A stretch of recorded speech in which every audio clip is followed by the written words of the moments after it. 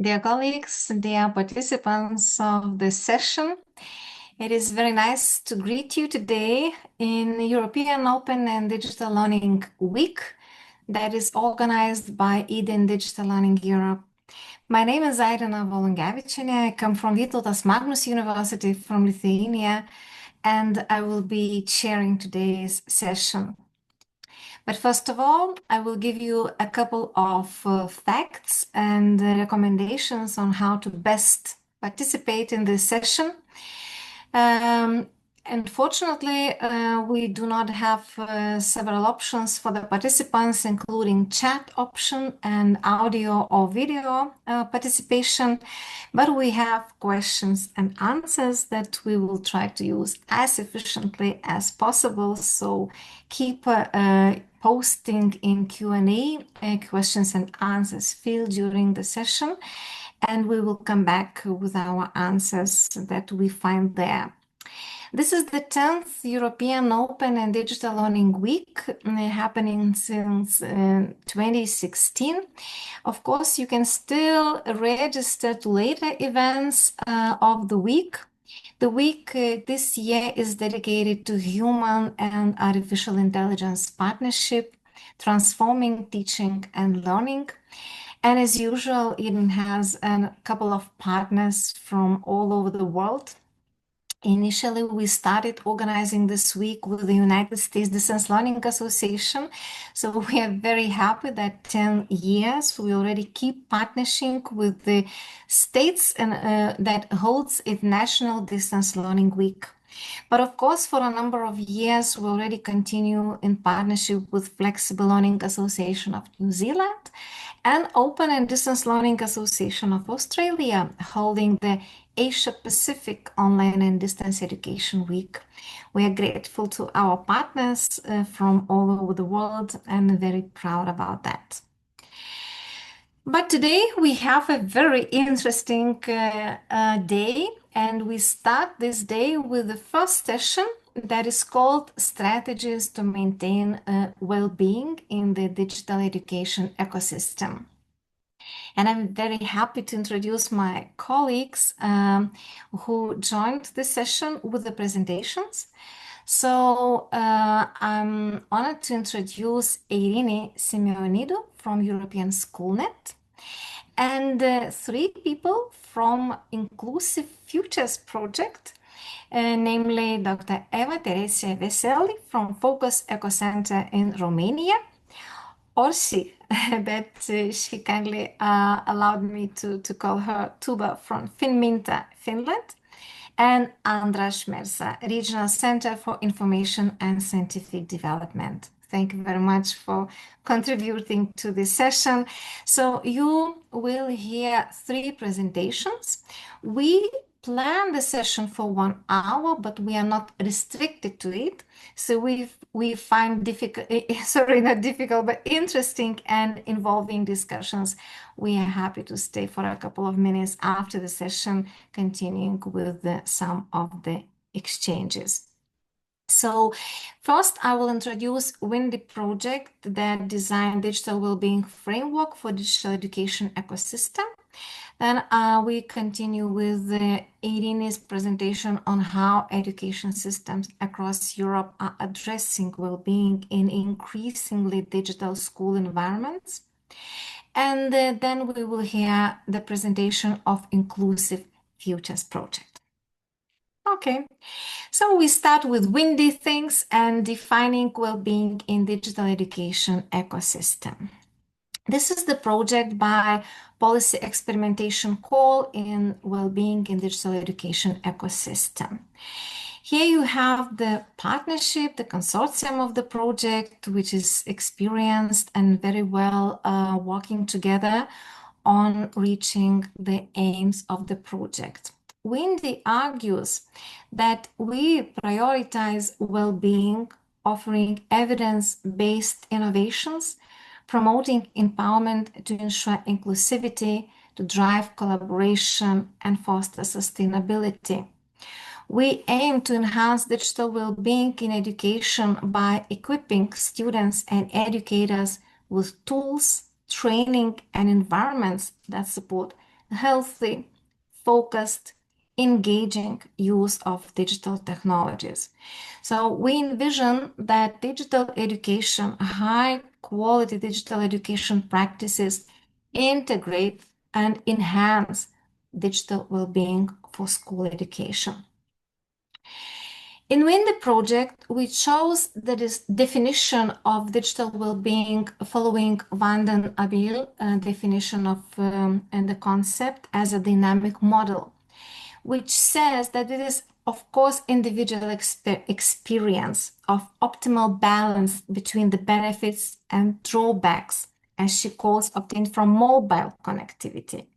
We, of course, enlarge it with technology-enhanced learning environment that can involve device, person, and context-specific factors, again argued by Van den Abel in her paper, which was one of the most popular papers on the topic in recent years.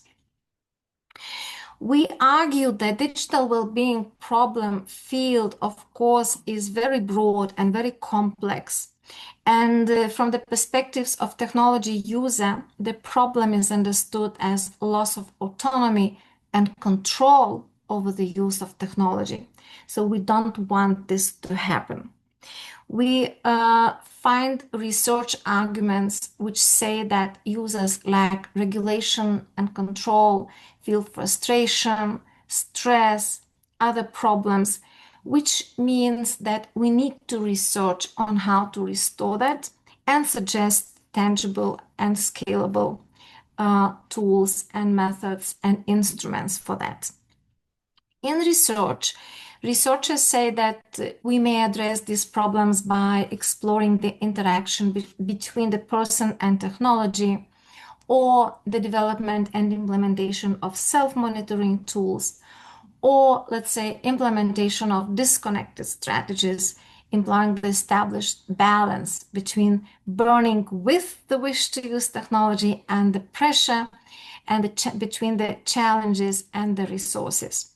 So, as it's quite popular, and apologies for the quality in the slide that I see now, is that we use the balance between the challenges and the resources. We are so challenged with digital load in teaching and learning that we sometimes forget that we need to restore ourselves, or to try to reach the available resources that we also call strategies to manage digital load. So in the project, we analyzed literature, papers, white papers, practices, research literature, and we found a lot of indicators when people say that they feel as if they're losing this state of being in balance. And these indicators might be both negative, but also positive. In Windy, we try to be positive, and that is why we express all the time so positive indicators when we feel well while using technology. So you can see the list of those. But despite of that, we also, as researchers, plunged a little bit deeper and thought that we should follow the essential needs of the individual well-being, students and teachers at school, and maybe at university, and maybe among future teachers. And these essential needs might be explained through self-determination theory, which is suggested by Vesely and Ryan in 2017, which I express through competence, autonomy, and relatedness.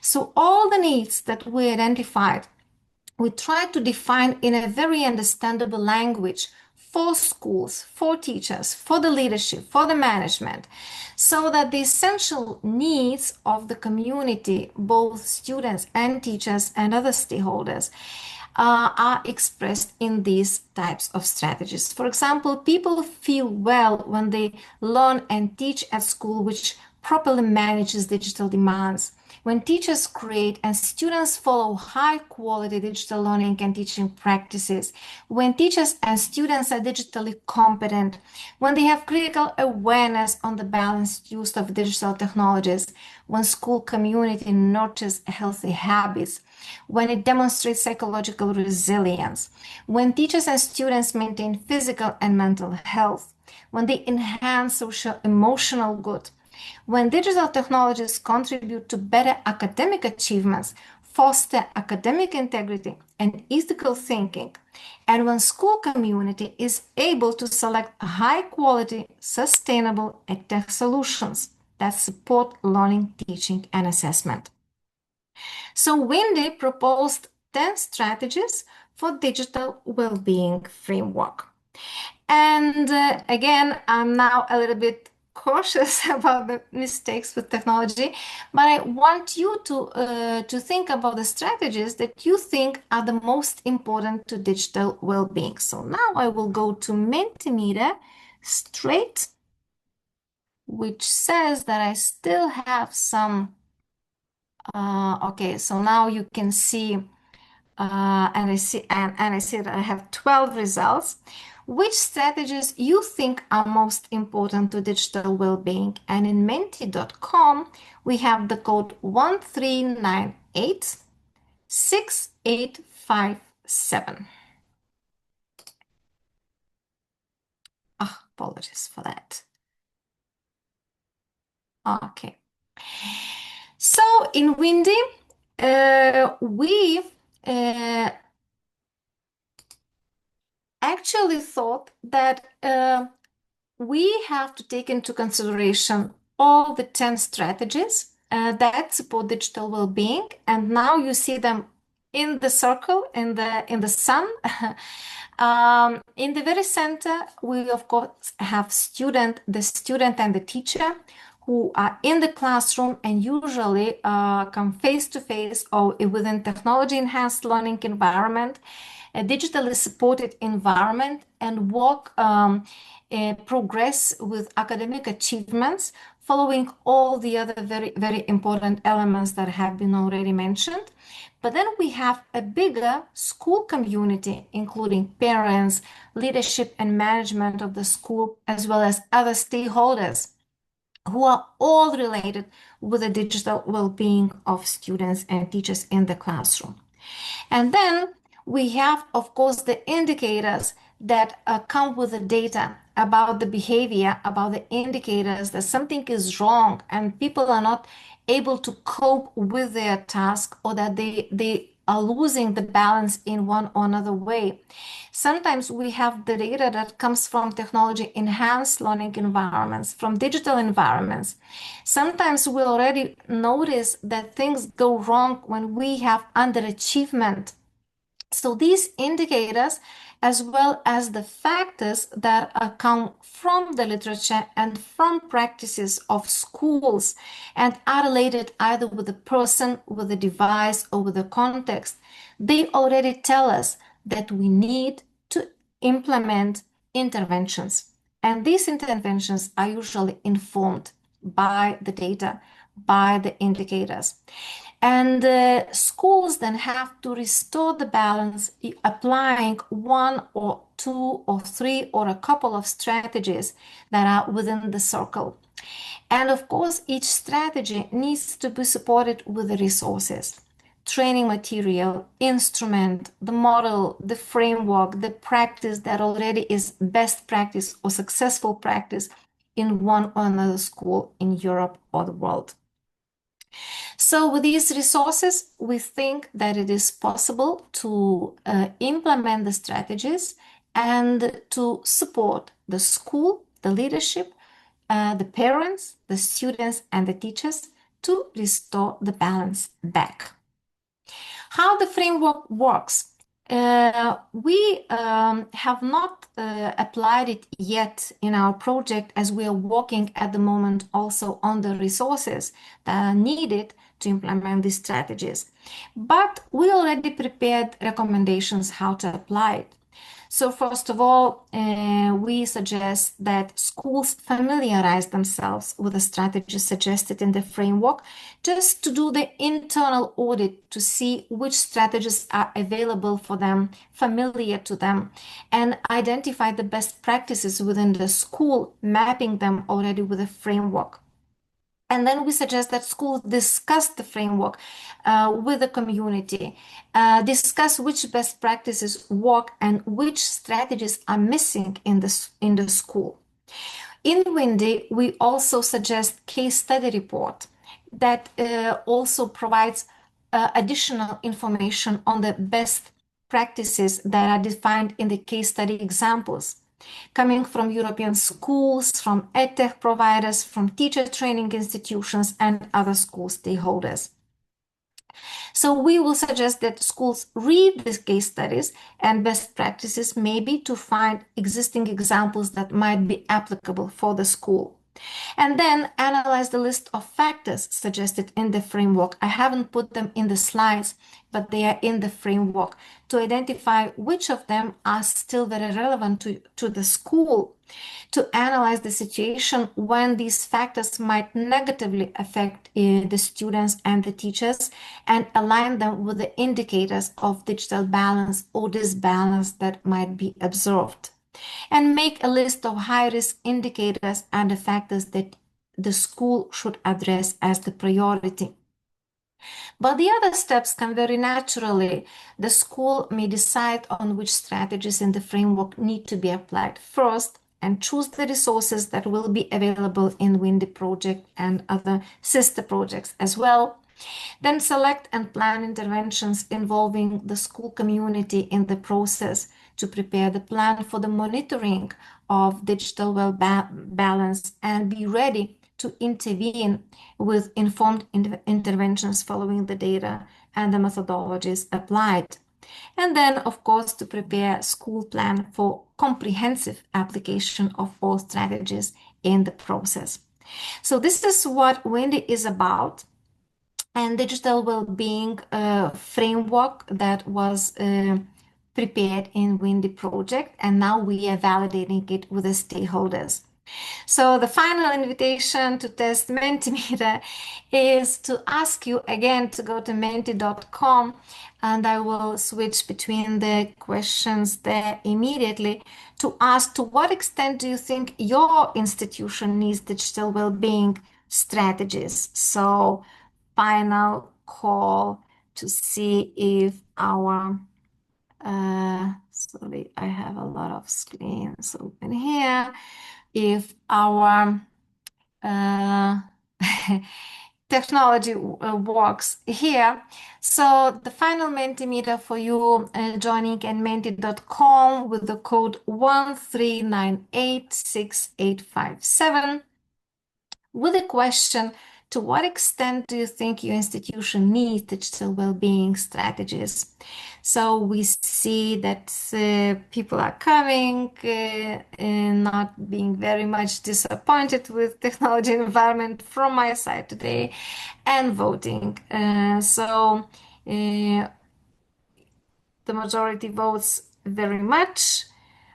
We want to learn more about them. Oh, that is a great answer. I'm very happy to hear that, because for many of us, digital well-being strategies is really something new.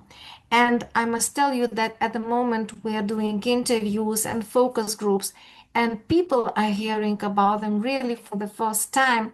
And their feedback is very important, but we understand that we want and we need to learn about them a lot in order to be ready to integrate them in curricula and school curriculum. Some of those are needed, and we are already good at it, is also very encouraging answers. So thank you very much for your answers. And now I will go back to slides to finish my presentation. So I hope we stay, all of us, in digital balance. I also invite you to visit Windy project website, but today I stopped talking about Windy as time goes very fast. And looking forward to receive your questions about the Windy project and be involved in it very actively later on as well. Now we move on and I invite Eirini Symeonidou from Schoolnet, European Schoolnet, for the next presentation. Please, Eirini, the floor is yours. Hello, thank you so much. Allow me to share my screen. So welcome. Thank you very much, Airina, for the invitation to the European Open and Digital Learning Week. It's a pleasure being here with you. It's also great setting the scene within the Windy project because identify digital well-being in a school environment. It's really important, and through what I'm going to present today, I'm going to share with you what we are doing at the organization and what we have found so far. So how education systems across Europe are addressing well-being in increasingly digital school environments is the title of this presentation. So my organization is a European Schoolnet, and I don't know if you're aware, but we are working with a network of 34 ministries of education across EU member states and beyond. And our mission is to support education authorities, schools, teachers, and any stakeholder involved in the transformation of education process in Europe to improve quality education for all. We are trying to embrace 21st century skills to all teachers within multiple areas. And this kind of reporting that we are having under the Agile collection of information is trying to do this work for us. And here is why. We try to support the well-timed exchange of policies and strategies among members of education authorities. And we are usually focusing on topics that they are emerged and high in the agenda of the priorities in the member countries. And this is really important to understand that well-being in the digital learning environment, it was and it still is a priority for our members. And of course, for the European Commission. So we try to collect and present information about the state of art, what is happening in the countries, from national strategies, specific programs, project addressing this type of issues at national and regional or local level. And of course, our latest publication is focusing on well-being in digital environment in schools. And why we focus on well-being digital environment in school, I'm sure Airina gave a great overview about what is happening and why this topic is important. I will try to be super quick. Besides the general risks of technology use, like cyberbullying, exposure to harmful content, potentiality for addiction that we've seen in a couple of cases, and of course, privacy abuse, especially while children are using applications or social media. There's a significant difference between the use of digital technologies for this kind of personal, social, entertainment purposes and for its use for pedagogical purposes in formal education settings where teachers, school environment need to be really careful, of course, because there are a lot of benefits around this, as the personalization of the content, the access to more inclusive tools when needed, innovative teaching and learning, and data-informed decision. But all these aspects have also identified some dangers connected to digital well-being. And as we can see within this research that we've conducted at European Schoolnet together with our ministries, they are still struggling to identify all these areas and set some common groundwork frameworks to work together with teachers and students. So what are the findings actually in the 20 educational system that we reviewed? So the first part of the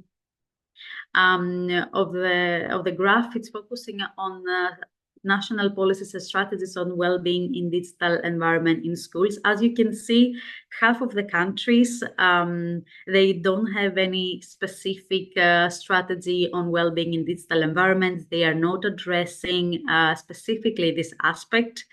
But half of those, they voted for yes, such as Belgium, Croatia, Cyprus, Italy. They try to have this digital well-being aspect within a specific form of policy or framework. However, the question that almost all besides one replied positively is the strategy on broader action concerning well-being in general.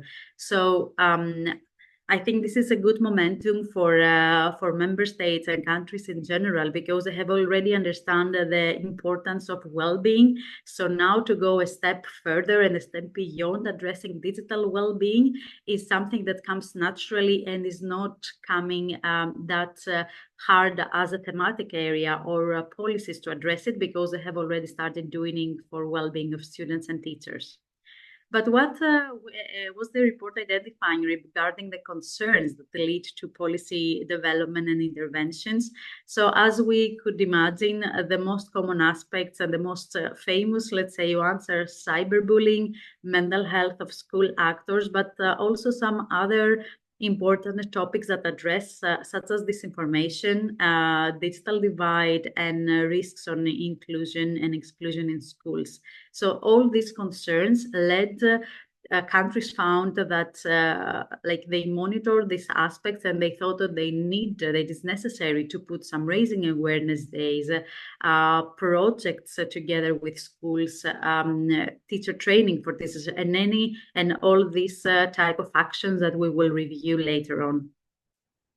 So European approaches to digital device in schools, as you can understand, they are quite differentiated between the systems. As we all know, educational systems in Europe, they are quite different in between them. We can find not many common grounds to build on, because they are based on the national also cultural aspects and priorities.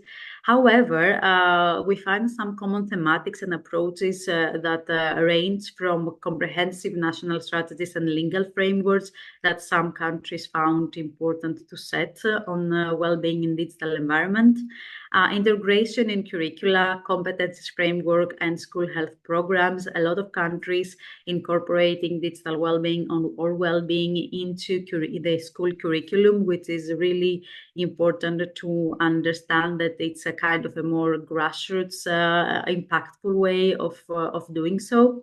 And of course, some really common ad hoc initiatives, multi-stakeholder projects, and guidance documents that usually sent to the school leaderships and community on try to showcase how they can bring digital well-being awareness closer to teachers and students.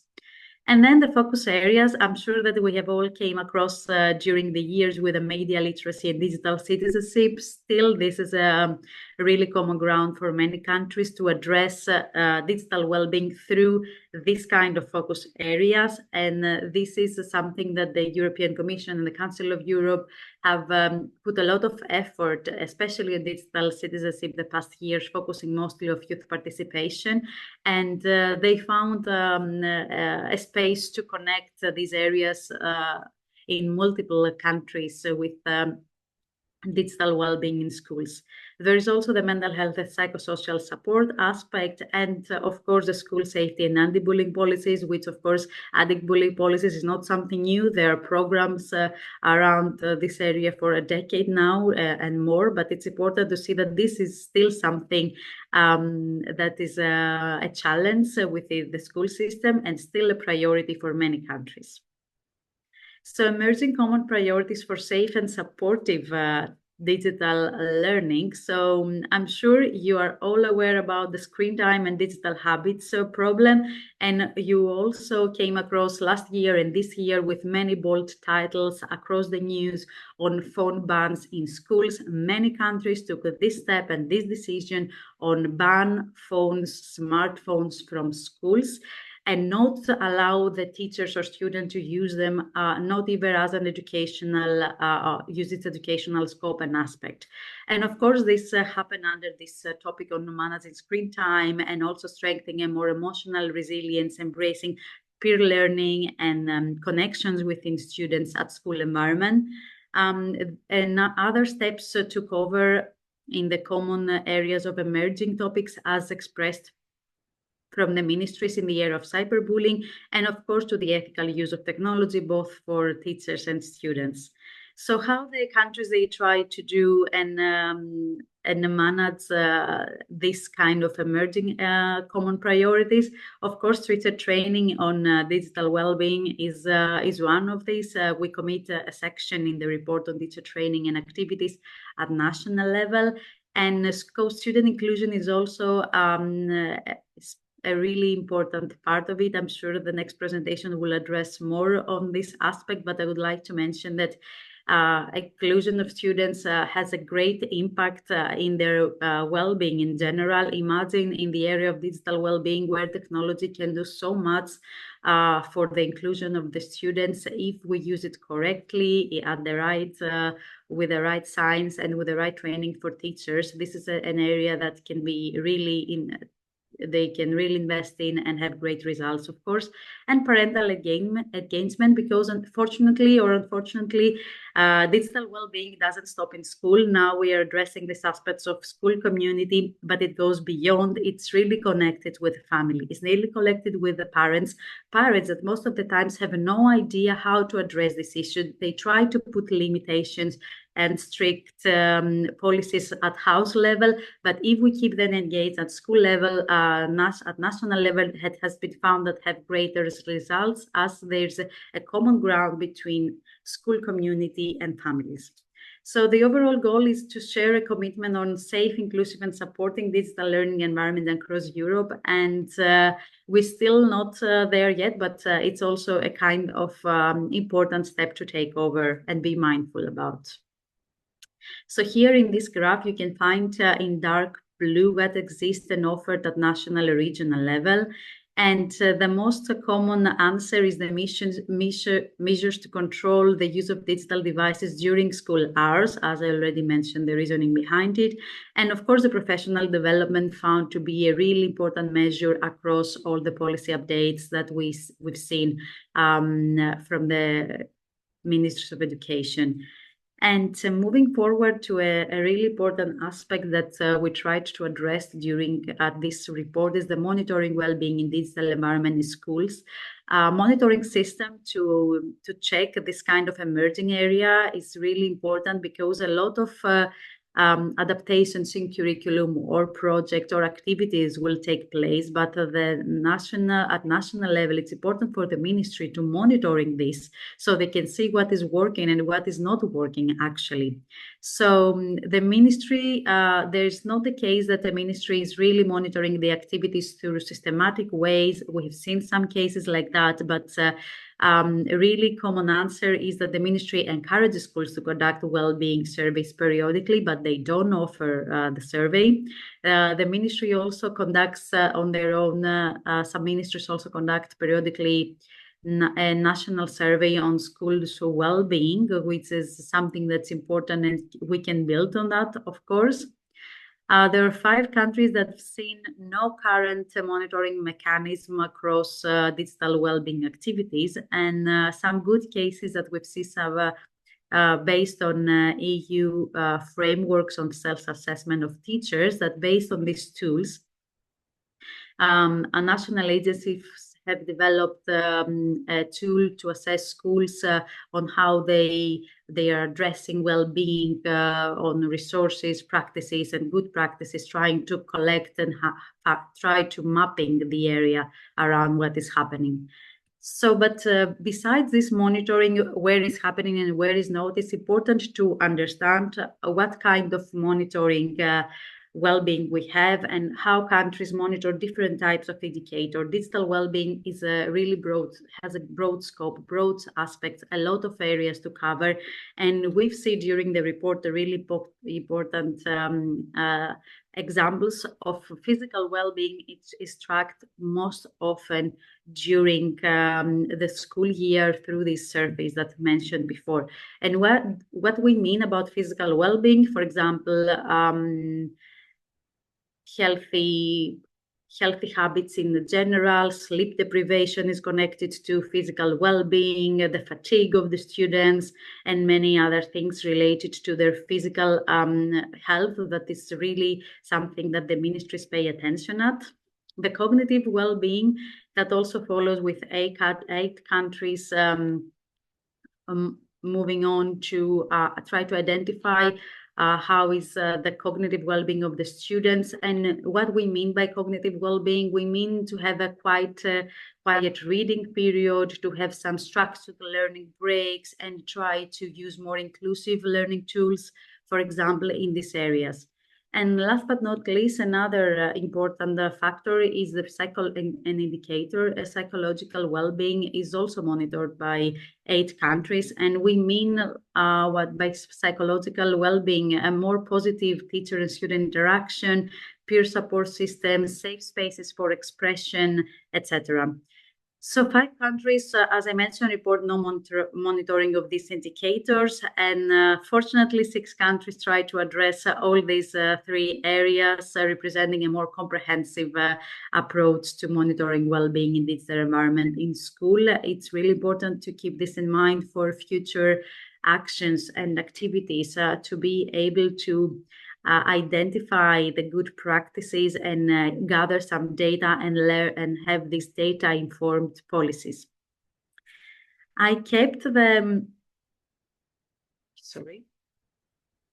curriculum and well-being aspect as a last part because it's really important, different in some countries, and we've seen that in primary schools, upper secondary school and lower secondary school, they try to adapt the curriculum in specific subjects in order to make the lessons that they have the capability of do so more capable to address digital well-being. But I will go directly on the how we do this and how the Ministry of Education reported that they try to do it. So they try to embed well-being in digital environments through multiple curriculum entry points. As this is a really new subject, the ministries reported that they try to embed the digital well-being in the related subjects, but in like 1 or 2 sessions per year at a really entry stage. Moving forward to the most topics appear as transversal and as cross-subject thematics are cyberbullying, bullying, and responsible and healthy use of digital devices. So we've seen that the most common themes and the most popular ones for many years now are those that they're addressing first. Of course, bullying has now been part of the cyberbullying aspect, but still we haven't been really deep down on what digital well-being means for the students with a more, holistic aspect. At school subjects, ministries revealed that they are addressing mostly these emerging topics. And other themes like responsible use of social media, computers for leisure activities, and physical health are included unevenly within specific subjects, showing us that we still have a path to go and still we have a way to adapt curriculum on addressing more digital well-being aspects. Of course, countries use a broad mix of curricular pathways to address digital well-being, and there is no dedicated subjects, as we've seen through the research. I don't know if the case of a digital well-being subject will be ever the case, but I really hope that dedicated thematic areas in multiple subjects as a part of the curriculum will be mandatory, because as you know, sometimes if a framework comes from the ministry to the teachers and ask for the teachers to address these subjects without any examples, without learning materials, and is up to the teacher to do it, it's most commonly that the teacher will skip it. If this is connected to a more, let's say, priority of the European Commission and EU-funded initiative, and more the national scope, teachers that they're really active will do it. But there is this tendency that if something is not obligatory as part of the curriculum, it's usually to skip it because teachers are running to cover the curriculum of the year. So topics and formats defined in the country's curriculum, as we've seen, again, the blue dots are the most common ones, and here is the graph of what I have presented already. And moving forward to the last part, the training opportunities, this also is a dedicated section in the report, in the last part of the report, because we wanted to dive further and make understand what teacher training opportunities means connected to digital well-being for each country that took part in this report. So all countries provided training on digital well-being on school staffs at NASH, but in different areas. For example, national offered opportunities, school developed programs directly for the needs for the teachers in one school, or third-party provision of support.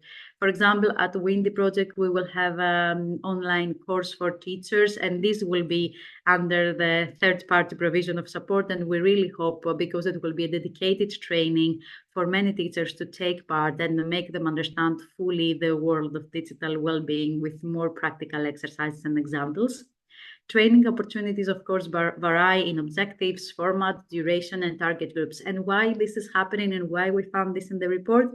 Because the ministries often integrate into a broader competencies program, giving teachers flexible ways to build skill and support students' well-being. So what does it mean in practice? It means that a ministry offers, let's say, a training, a digital competence framework for a year. In this training, we'll have some specific sessions on digital well-being, but not addressing each subject specifically. For example, we found rarely dedicated trainings on language learning training / digital well-being and how to include it in your language training. So this is that teachers need. They need specific trainings to address the thematic of digital well-being under the subjects they teach. And this is something that I will leave you with to consider and reflect on, because if we're considering and speaking about training opportunities, is not just a plain theoretical thing for the teachers. They need interactivity, they need examples, they need best practices and things that they can take and implement directly to their classroom. So here is the report. You can have access to it and try to learn more and find some great examples that are happening in many countries. This was for me. Thank you. Thank you very much. Thank you so much, indeed, Eirini. And I just remind kindly all participants that despite of the fact that we do not have chat active today, we have questions and answers opportunities, so please don't hesitate to use it, and your questions will be answered by us. So now we proceed, and the third presentation is on Inclusive Futures project, represented by 3 partners of this project: Éva-Terézia Vesely, Orsolya, Tuba, and András Merz. I hope I pronounced your surnames well enough. I'm very, very happy that the sister project invited us actually for collaboration, and today we have an opportunity to have Inclusive Futures with us on digital well-being, even maybe though well-being might be an element in inclusive and sustainable education. So please, the floor is yours to introduce a very, very important area that you're working on. Okay, thank you so much. Thank you for having us. My name is András Merz from Hungary. I'm representing now the Regional Center for Information and Scientific Development. We, and also with my 2 wonderful colleagues and partners, we are, let's say, one of the main initiators of this really interesting and complex project. And I will start with some, let's say, main introductions and what we are doing, and then we will share with you the results and what kind of results are open, how can you use it, and some really crucial points. But yeah, I think what Airina and also Eirini presented, we put mainly the emphasis on schools, and also to empower schools as, let's say, hotspots or laboratories in a wide context. So our main, let's say, question is how the Green Comp can be really updated and how we can also find lots of good practices, empower teachers, and via teachers, how we can empower the future generation. Because we know that we are in the face of the climate change, but the question that how the parents and families and small communities can really act and how, let's say, the action competence can be further developed. But my colleagues will tell more about this.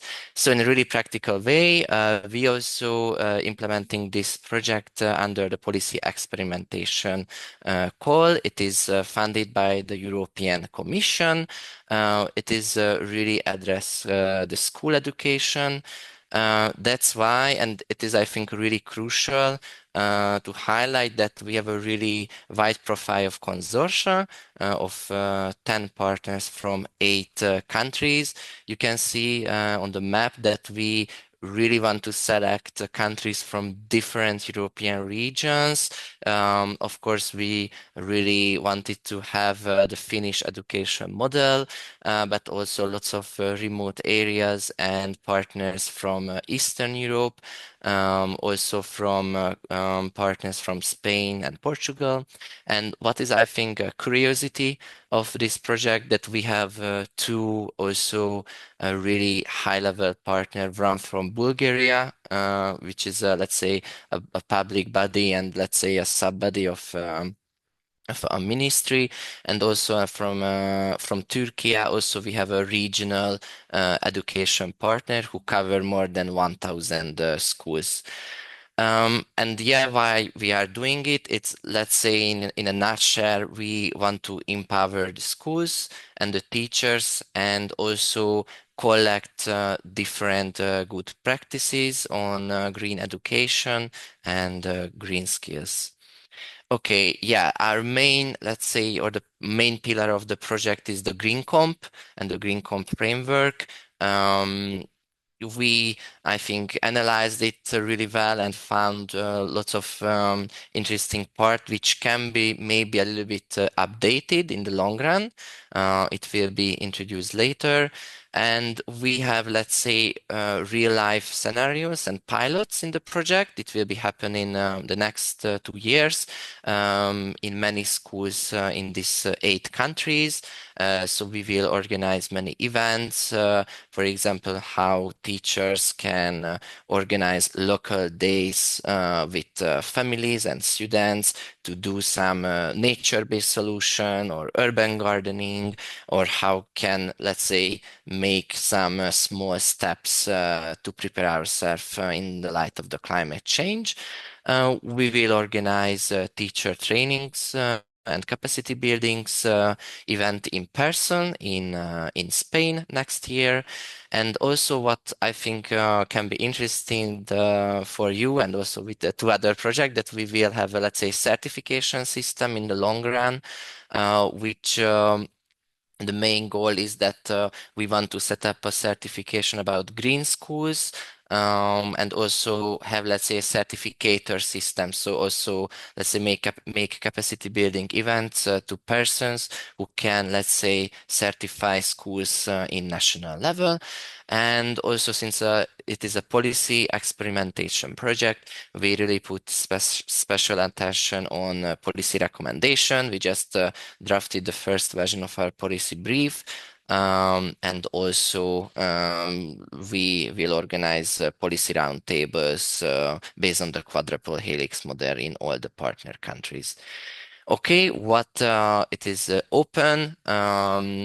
If you check our website under the results, you can find, let's say, our results on the Green Comp. We made a huge focus groups, which are, I think, extremely important, that we collect many feedback from many teachers. And it is really, I think, a good base for needs analysis, or what the teachers really see and want in different regions in Europe. Also, we have, I think, we are really proud of it, and we really advise the good practice book. We collected many good practices which were already tested it, but it was not, let's say, collected properly. And also, yeah, we just finished an enormous, really crucial document about our pedagogical model. And what we want to offer, it's also free for everyone, is that we will have, let's say, a MOOC about green education and green skills for teachers. It will be available in more than 8-9 languages. It will be, let's say, ready in early of next year. Okay, it just side information that we, as connected also the Windy project, we wanted to involve and give the opportunity to all the policy experimentation projects and more.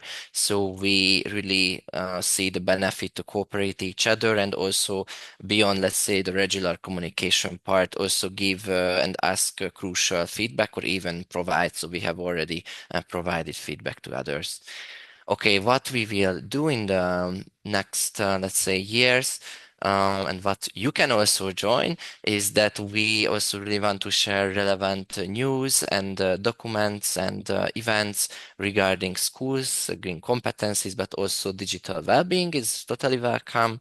And we set up, let's say, inclusive future ecosystem. It's under our website, and we collected initiative projects or even institutions who are aware of the importance of the school education in light of climate change. And we want to create in the long run a community also for future collaboration.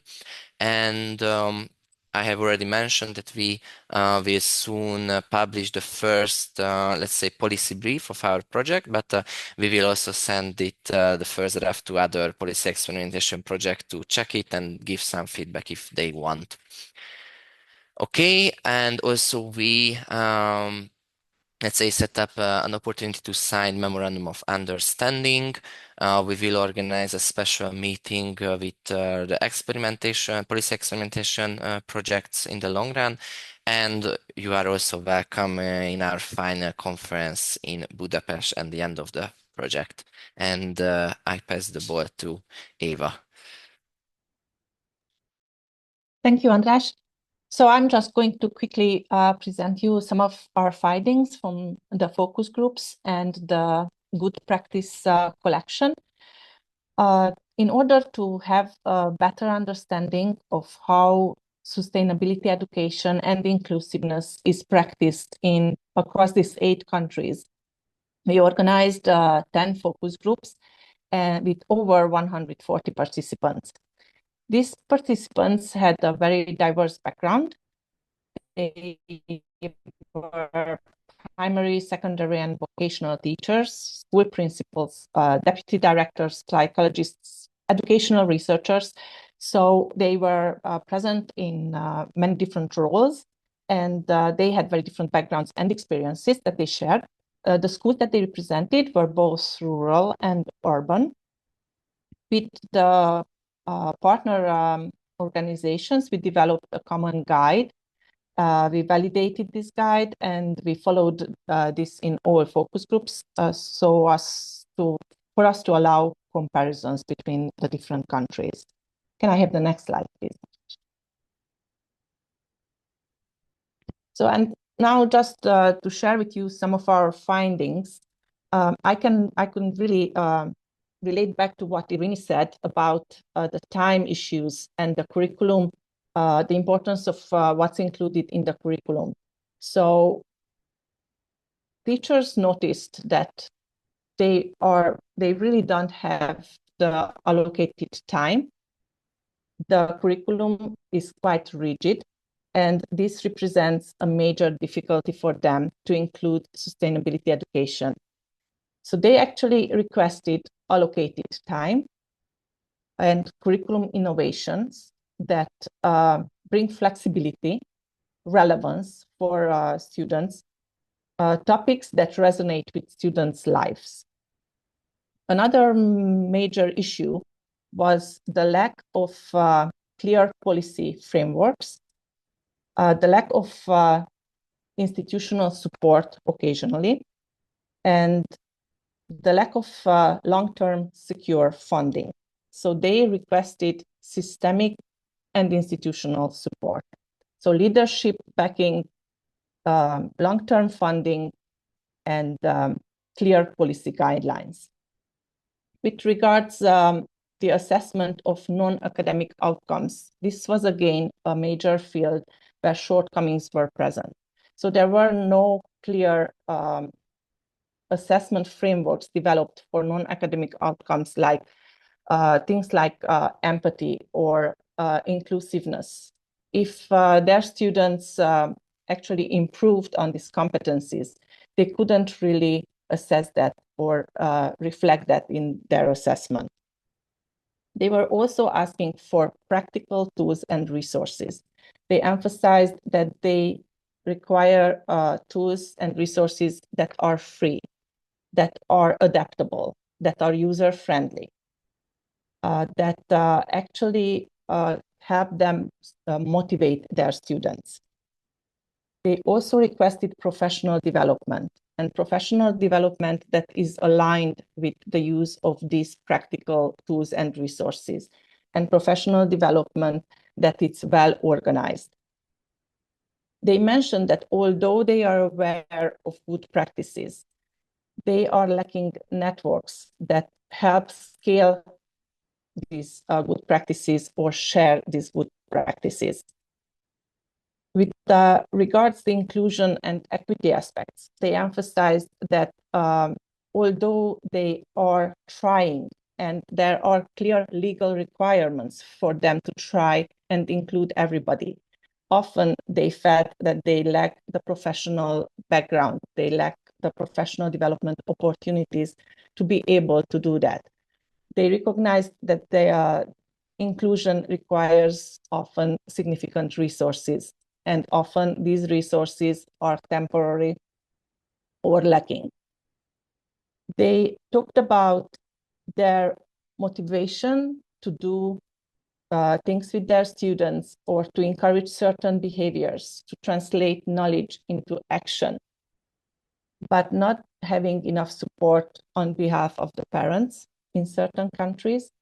So they really emphasized the need for a unified learning environment in which the parents actually reinforce some of the values and some of the behavioral forms that the schools encourage. And not only was parental engagement mentioned as important, they actually talked about a broader societal support.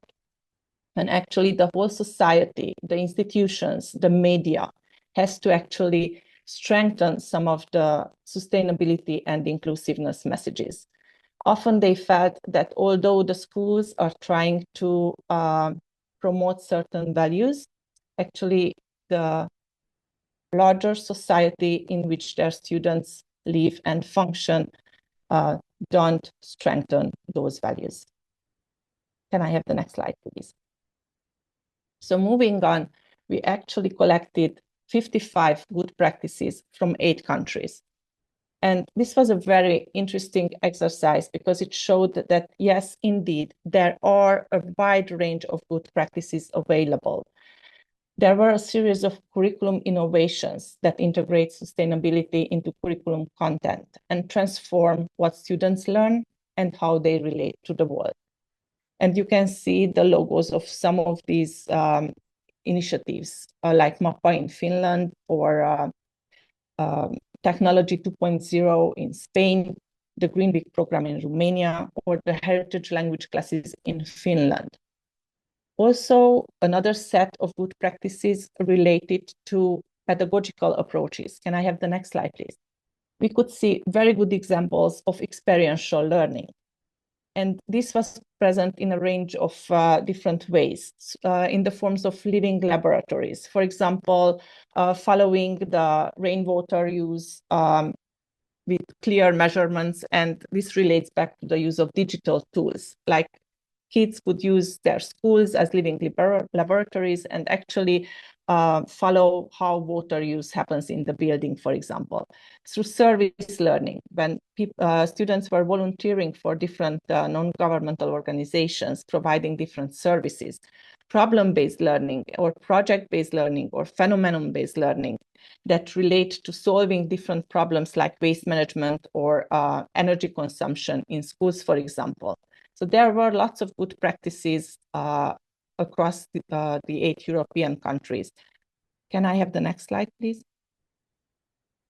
And there were also a series of networks and accreditation systems that institutionalized sustainability through collaboration, recognition, and capacity building. You can see the Zöld-óvoda, the Green Kindergarten Network of Hungary, or the Escoles Verdes in Spain, the Eco Schools Green Flag Award system, the first schools of Romania, for example.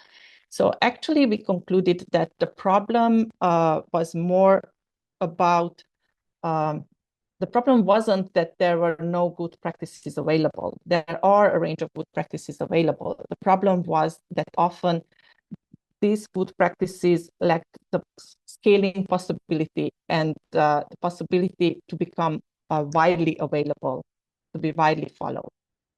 And maybe I can pass it on to Orsi to continue this idea. Thank you very much, Éva. Just one second, Orsi. This actually supports my just my previous comment that we know what are the enabling conditions: the whole school approach, the experiential learning method, the institutional alignment, community partnerships, the students' agency, so that students participate in designing these measures and problems, and an equity-oriented pedagogy when we try to actually create an inclusive environment. So we are aware of these conditions. Now we just have to create them for everyone. Thank you.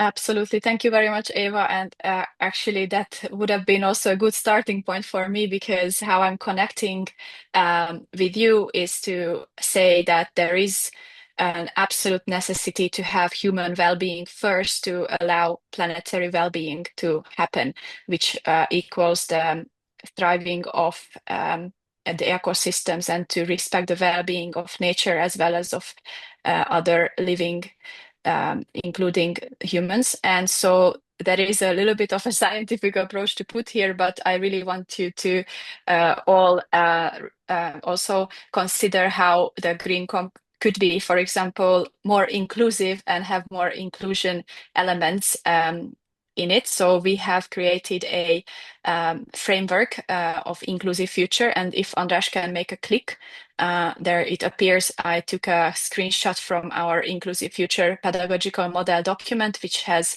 a 7th chapter where we introduce this rethought idea of the Green Comp. And we are also aiming to, through this pedagogical model, which is already published, and I will put a QR code to the next slide for you to click on it.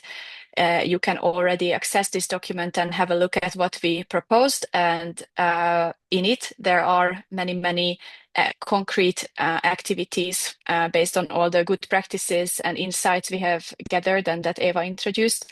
We have tried to translate the Green Comp into more adaptable, applicable, and teacher-friendly language as well. So we have introduced that. And I think we can go to the next slide. And basically, we recognized in the proposal building already that there is a shared responsibility and a common goal across Europe and across the world, which is towards inclusive and sustainable future. But there is less emphasis put on the social sustainability or cultural sustainability dimensions of sustainability or sustainable development. And so we have been addressing that throughout our project, which I will talk more about the mapping pedagogical model and online course development work package, which we have been leading. Next one, please. And this work package includes 4 major deliverables. One of them is the study on national core curricula, which we had already completed, and there is a report in all partner languages on our website. Again, the QR code is leading to the website. The second one, which Eva has kindly introduced in detail about the focus group and good practices. And the third one, the Inclusive Future Pedagogical Model, which I will talk a bit more detail in the next slides.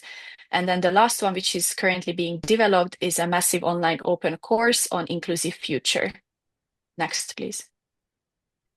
So the report on comparing sustainability competencies across school curricula in Europe and beyond was a very actually interesting one to compile. I will not go into much details of it because it's already ready for your review, and if you want to read it, I highly recommend. It's very interesting, and it's a very strong groundwork for us to truly be able to address, policy makers and decision makers towards improving their curricula. And this has been a very important base work for us to then develop the pedagogical model and the MOOC. I took a snapshot out of it to show you an example on how we have visualized the readiness or how basically sustainability competencies and inclusion competencies are being addressed and developed in the partner countries. Next, please. And so as a highly collaborative and long process. Not so long actually. I am very much actually pleased with our collaboration with external stakeholders and internal within partners on developing the Inclusive Future Pedagogical Model, which is I would say one of the main theoretical and pedagogical contributions of the Inclusive Future project, and is one of our so far biggest sort of results that you can view on our website. We basically did a survey which was filled out by more than 130-140 participants, and we asked them about what they think are the most important sustainability and inclusion values that should provide the groundwork and the roots of our tree, as you can see.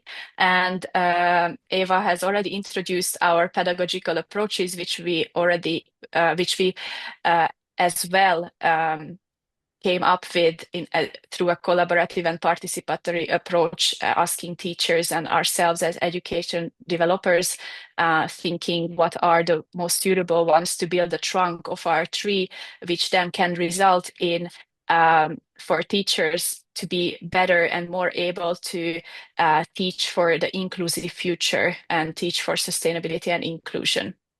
Next, please. And last, I would like to give a little bit of a promotion to our upcoming Inclusive Future massive online open course, which is a task being currently implemented and developed by our partner and our partners and our projects. It is led by the Technical University of Lisbon, and it is going to be a really exciting one. And we are very happy to translate this Inclusive Future Pedagogical Model into very very kind of interesting and exciting video formats. And we've been working on producing those videos in the past couple of weeks. So there is more to come on the website about that part. And next one, and I think this was my last slide. So I would like to thank you all for your attention, and please do reach out to us. We are very happy to collaborate with you and to hear about your efforts towards sustainability and inclusion. Thank you very much.